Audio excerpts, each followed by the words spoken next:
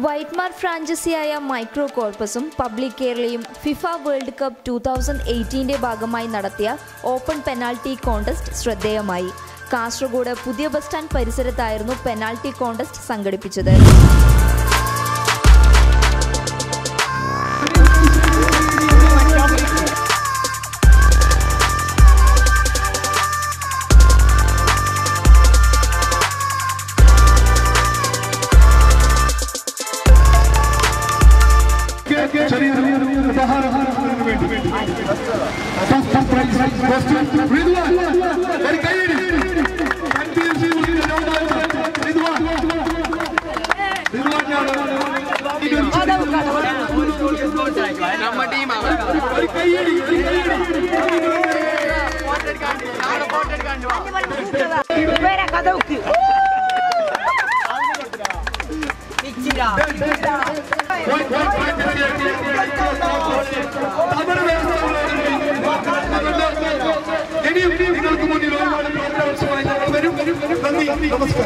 നിരവധി ചെറുപ്പക്കാരും സ്കൂൾ വിദ്യാർത്ഥികളും യാത്രക്കാരും കോൺടെസ്റ്റിൽ പങ്കെടുത്തു.